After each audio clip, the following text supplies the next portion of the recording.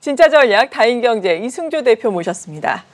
어서 오세요. 예, 안녕하세요. 네, 오늘은 실전에서 초보 투자자들이 투자에 임할 때 꼭 살펴봐야 할 것들, 꼭 염두를 해야 할 것들을 중심으로 말씀해 주신다고요? 어떤 것들이 있을까요?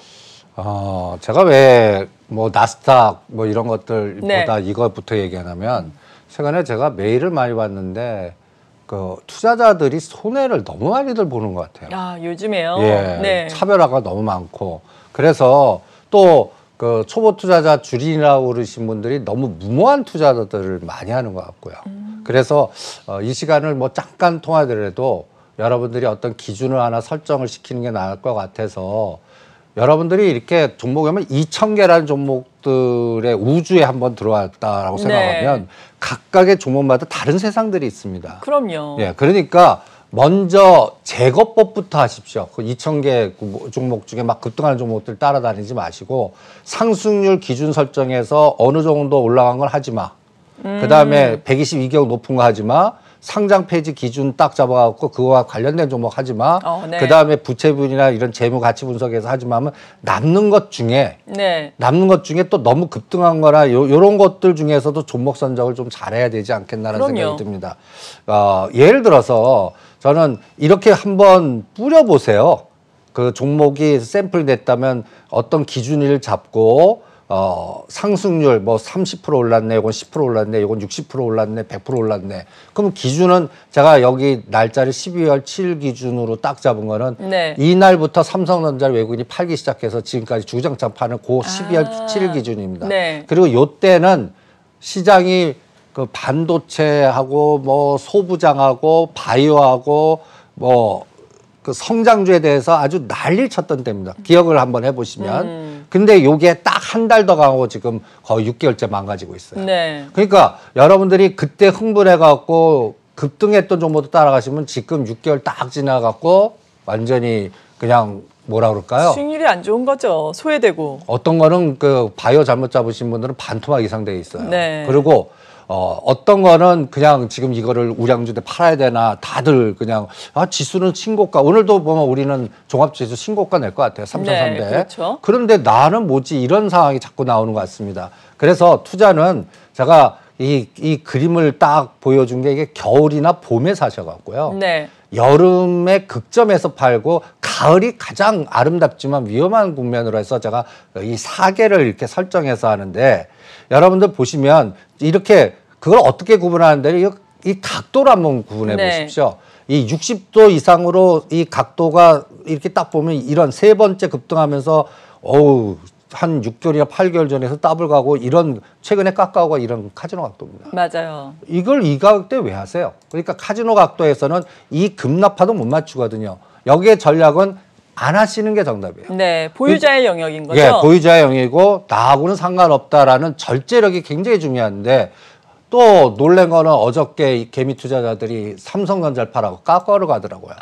그 최악의 그 실수 같거든요. 그래서 제가 12월 7일 기준으로 그때 또 흥분했던 종목 샘플링을 한번 이날 이 데이터가 이제 1월 11일 이 방송을 통해서 한번 나간 적이 있습니다.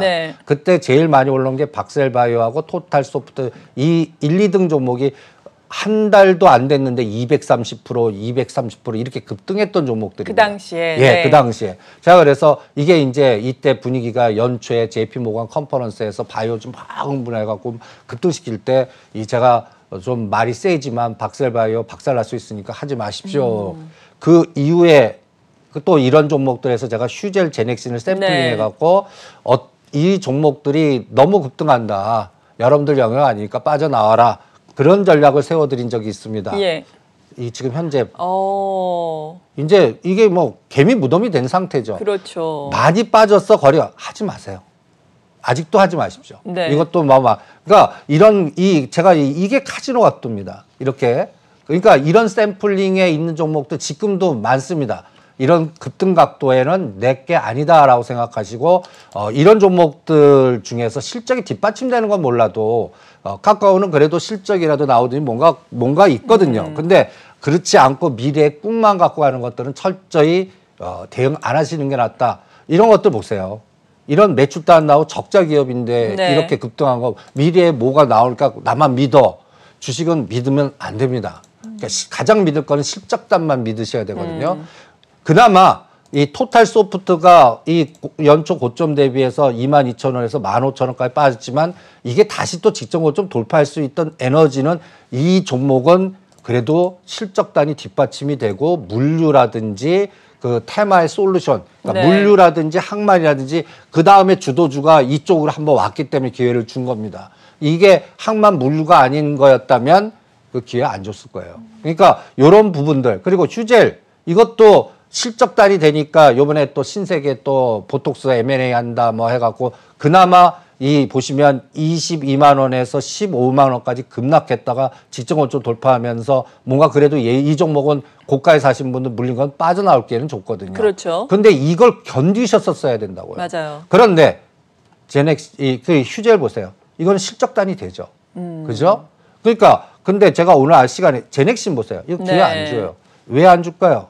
이 실적단 보세요. 아직도 마이너스네요. 예. 네. 그러니까 이런 것들을 여러분들이 체크하시면서 대응을 해야 된다. 그러면 제가 대표적으로 지금 매출이나 실적단이 되는 종목들로 시젠을 갖고 계속 설명합니다. 네. 이번에 쌍바닥 때는 지지해주고 이 떨어진 거에서 한 8, 9만 원대까지 올 텐데 여기서 잘 빠져나오십시오라는 자꾸 얘기를 할 겁니다. 맞아요. 이것도 실적단이 되거든요. 근데 이 종목을 왜 자꾸 샘플링해서 설명하냐? 저는 이 시젠이 코로나 시대에 가장 대표적인 급등 종목이라고 보거든요. 그렇죠. 네. 그러면 저는 이제 코로나 이후의 세상에서는 이 시젠과 같은 다른 성장주가 뭐가 있을까? 그걸 찾아내는 게 중요한데 제가 그거를 건설하고 철도주로 보여드리는 거예요. 제2의 네. 철도주. 그러니까 시젠보단 현대로템, 뭐 현대건설 이런 것들을 보시고요. 그다음에 시젠은 이렇게 실적단이 이렇게 뒷받침이 됩니다. 그런데 지금 고점은 낮아지거든요. 그럼 이 종목은 언제 사냐? 이 영업이익이 거의 보합이거나 적자 될 때. 그때 상황이 나오나를 한번 1년이나 2년 정도 지나본 다음에 그걸 확인하고 하십시오라는 전략으로. 그러면 그 사이에는 뭐 하냐? 그래서 여러분들 이 초보 투자자들 이 녹색 라인 가장 아름답고 정배열이고 실전에서는요. 우리가 정배열 투자자만 하라고 뭐 여러 가지 이런 전략을 하는데 실전 투자자 초보자들 입장에서는요. 선수들 영역이에요. 그러니까 이렇게 122격이 높고 그다음에 막 호재만 나오고 급등할 때는 트레이딩 보유자 영역 트레이딩 감각이고 이거를 이 높은 가격에서 사신 분들은 끊는 단가를 알아야 되는데 그 초보자들이 어떻게 알겠습니까? 그러니까 그런데 잘못 엮여갖고 그 다음부터는 물린 거 물타기 바빠요.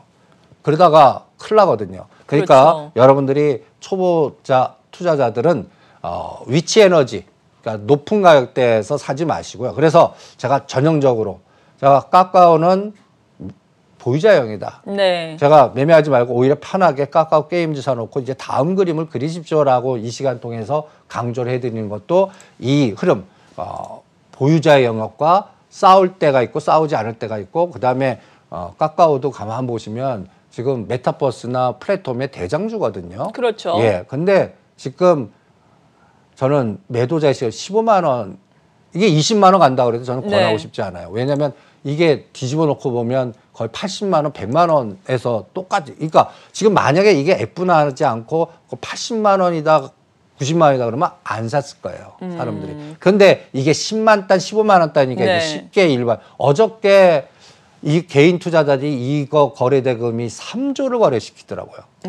그래서 참 저는 이거 또 블랙록한테 당했다라는 생각이 듭니다. 블랙록이 요때 5% 발표하고 꼭 헬릭스미스나 옛날에 그 헬릭스미스도 그랬고 그 다음에 또 셀트리온도 그랬어요. 꼭 5% 발표하고 나서 급등시켜 놓고 희석화시거나 그다 놓고 1년 지나 놓고면 완전히 변동성이나 없어지거나 희석화되거나 이런 전략이 나오거든요. 그러니까 요것도 한번 여러분들이 들여다보시면서 이게 올려놓고 공매도 대상을 했고 죽여놓는 변동성을 주는 그런 대상이 되는지 오히려 지금부터 저는 개인적으로 삼성전자가 좀 올라갈 것 같아요. 네, 어제 하지만 말씀하신 것처럼 개인 투자자들은 카카오를 대규모 4천억 원 넘게 순매도를 하고 순매수를 하고 삼성전자를 1,500억 원 넘게 팔았던데요. 그러니까 참 그게 참 뭔가 심리에 너무 그러니까 뭐라 그럴까 이게 그러니까 방송에서 노상 깎아내면 저거 갖고 있으면 그럼 또 거기에 또 쏠림 현상이 나오거든요. 그거를 절제하는 것도 굉장히 중요한 포인트고 투자는 그래서 싸게 사서 외롭게 사셔야 됩니다. 그리고 제가 요새 또 메타버스가 굉장히 열풍을 부르지 않습니까? 그렇죠. 그렇죠? 저희 메타버스도 그 기업들 실적 내는 기업 없어요. 플랫폼 몇 개 종목 외에는. 제가 그래서 여러분들 좀 나이 드신 분은 좀 기억하실지 모르겠지만 2003년에 세컨드 라이프라는 게 있습니다. 있었어요. 딱 메타버스죠, 그게. 지금 똑같은 그때도 2003년대 똑같은 얘기를 해요. 맞아요. 여기서 뭐 또 제2의 인생도 살고 뭐 모두 팔고 콘서트도 하고 뭐 그게 망했거든요. 그렇죠. 예. 그러니까 여러분들이 제가 그 메타버스 관련돼 갖고는 저는 게임주에서는 남아 있는 게 카카오 게임즈하고요. 네이버와 카카오도 너무 크고요. 오히려 KT가 남았고요. 그다음에 가장 중요한 게 그 일본에서 이 메타버스라 하는데 너무 그래픽이 좀 촌스럽더라고요. 조악해요? 예. 그래서 그러네요. 예. 그래서 이 오히려 덱스터가 앞으로는 각광받는지 오히려 이런 기업들이 오히려 더 성장성이 있지 않겠나. 그래서 자꾸 이 ETF나 이런 사모펀드나 헤지펀드는 판을 만듭니다. 판을 만들어 갖고 지네들 해놓고 여러분들 들어오게 한 다음에 분위기를 잡아 갖고 뭐랄까요, 이거를 약간 주식시장에서는 그 뭐랄까 이거 도치 현상을 만들까? 그쪽에 가면 꿈에 가서 뭐 큰 수익이 나게끔. 그때가 가장 위험할 때예요. 그러니까 언론의 빅데이터로 이 종목이 많은 종목들이 막 뭐 빈도수가 많은데 딱 보면 3개월, 5개월 전에부터 저점에서 어마무시 오른 거. 그러면 그거는 이미 나는 늦었구나. 그러면 다음 판은 어떤 거 깔까? 그거를 생각하시는 게. 그래서 제가 요 시간을 통해서 계속 강조하는 게 폐기물 처리, 자연자본, 농업, 먹거리 그 판을 ETF에서 보시는 게 더 낫지 않나. 이거 체크해 보시고요. 그 다음에 또 아까 위치에너지에서 요새 아모레지가 뭐 최근에 화장품들이 급락을 합니다. 그렇죠. 어제 특히나 많이 떨어지더라고요. 많이 올랐기 때문에 급락하는 겁니다. 그리고 보시면 이 아모레지도 이게 보시면 이때 작년도에 이때 이렇게 이때는 왜 안 하셨어요? 5만 원. 이게 5만 원도 붕괴해서 4만 원대까지 빠졌거든요. 이게 8만 원까지 간 겁니다. 그러면 이때쯤에 이제 그 코로나가 가장 극성시고 뭐 확장될 때 이때 대한항공, 하나투어 다 저가였죠. 예. 그다음에 이때 S-오일, 아모레지, 아모레퍼시픽 이때 하셨어야 돼요. 맞아요. 그리고 지금은 오히려 보유자 영역이고 트레이딩 영역입니다. 이미 저점 대비 80% 이상 급등시킨 것들입니다. 그러니까 이제 실적단이 뒷받침되나. 그럴 때 저는 이런 바닥권이 왔을 때 미리 좀 그려봅니다. 최대 갈 수 있는 영역이 어딜까. 그럴 때 이제 보는 방법을 엘리어트 파동 기준으로 한번 보는데 그때 46,800원까지 떨어졌었거든요. 첫 번째 파동 이건 시간 관계상 뭐 어떻게 그렸는지는 얘기를 안 하겠습니다. 찾아보시면 알아요. 최대 목표가 1, 2, 3에서 이 눌림목에서 8만 원과 8만 5천 원, 4천 원까지 갔는데 이거 찍고 꺾었습니다. 아모레지는. 기아도 그려봤는데 3만 원, 4만 원대에서 이 기아가 매력적으로 보여갖고 이 시간 동안 추천해서 7만 원까지는 보입니다. 근데 이 기아는 생각보다 더 갔어요. 10만 원까지. 그러면 이 기아가 이제 10만 원을 찍고 이때 제가 빨간 표시하는 게 이게 이제 카지노 각도예요. 여기서는 매매하지 마라든지 보유자형입니다. 이제는 지그재그 파동 아닙니까? 매력이 없어요. 저는 기아는. 그러면 이제는 뭘 보냐? 이때 보이텍을 제가 또 똑같이 한번 그려보겠습니다. 사실 좀 올라왔는데요. 요즘에 차바이오텍. 그러면 이 6월 2일 날이 이 직전 고점에서 올라왔습니다. 이게 물건이 되려면 여기가 지지가 되면서 똑같은 그 1.618배가 이 첫 번째 상승 파동이 1.618배가 45,000원, 2배가 5만 원. 이런 에너지가 앞으로 원격 진료, 의료 민영화, 호텔과 병원의 연골고리 그리고 거래량과 하면서 실제 나오나. 그러니까 현대건설이 3만 원에서 6만 원 갔을 때에 그 5만 원과 6만 원 갔을 때 여기서 이제 차익 실현과 충돌이 되죠. 기아차도 마찬가지예요. 그걸 뚫는 종목이 주도주란 얘기입니다. 그러니까 이게 이제 그렇게 되시는지 한번 검증해 보시고요. 그래서 이게 딱 위치에 와 있어요. 지금이요? 예. 이게 이제 물건이 되나 안 되나. 그러면 저는 결론 어떻게 하나? 물건 된다고 봅니다. 왜냐하면 이게 이제 원격 진료, 의료 민영화, 지금 스마트시티, 일본, 그다음에 롯데그룹, 네. 네이버 라인, 제가 이렇게 빅데이터를 툭툭 던지지만 검색해 보면 그게 이해 당사자들이나 대주주의 탐욕이 여기 연결돼 있지 않나. 네. 그래서 저는 주가는 이렇게 쌀 때 사십시오. 외로울 때.